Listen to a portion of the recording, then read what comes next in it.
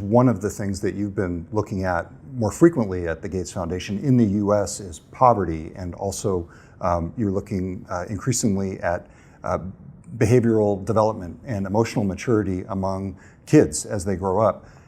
You had a fascinating experience that you write about in the letter with a group of high school students. Tell us about this. Well, it was a phenomenal thing where these young men, they were all black from single-parent households. The counselor had grown up in that environment, and they have multiple times a week a circle where they go around and talk to each other.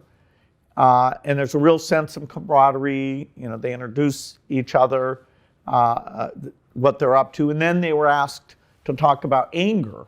And so I got to participate, and hear how they thought about anger, and how they thought they had handled that situation.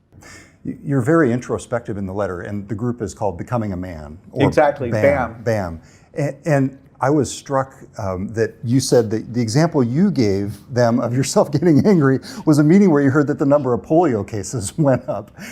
Did you really just fly off the handle over that? Well, it's very disappointing because we've gotten Rotary and all these donors, and we're so close, and yet every year we have cases.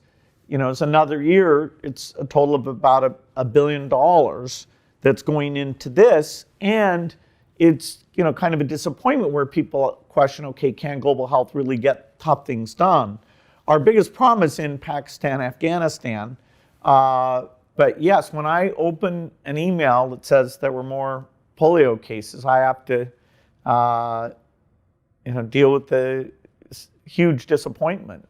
Well, you also thought about yourself and your own career, and you wrote, growing up, if I thought my parents were being unfair, I could be pretty harsh with them. When I was at Microsoft, I was tough on people I worked with.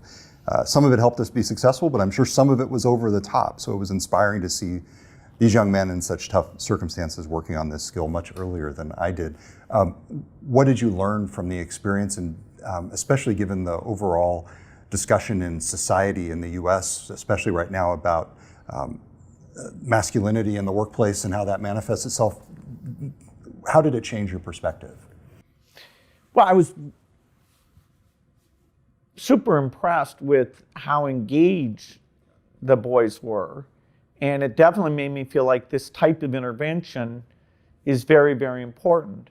I mean, when we just look at the statistics and we see particularly black males from single-parent households have very high dropout rates, worse than the girls, even worse than, say, Caucasian or Hispanic households at the same level of income. And so how do you get that sense of, okay, I belong in school, I have a sense of where I'm going?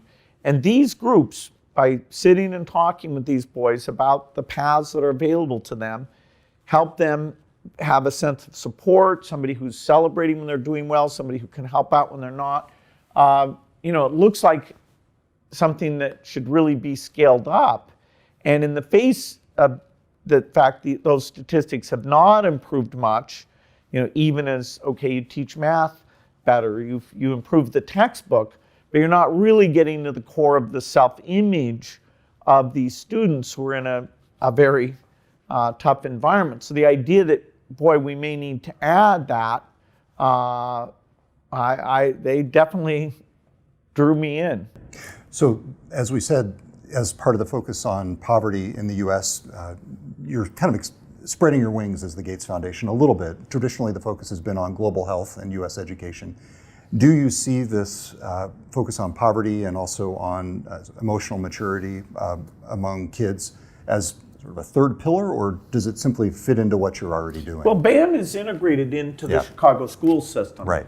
And so it is a broadening in the sense of trying to understand what interventions beyond just the normal, hey, this English class is better, this math class is better. What is it about mentorship or these cycles, or even explicitly trying to train executive function skill. We did a whole half day at the foundation where the leaders in that field who've done various interventions, some of which look pretty promising. There's always lots of things that if you really measure them don't work, but some things even meet that very high test. And so it's a broadening of, okay, what is hard for that student? Even understanding is that stress of the environment even creates sort of a biological situation where concentration is much more difficult. Absolutely,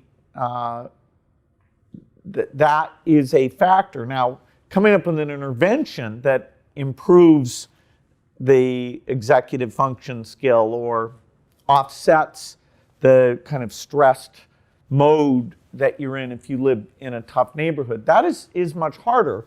But there's very little R&D money in this space.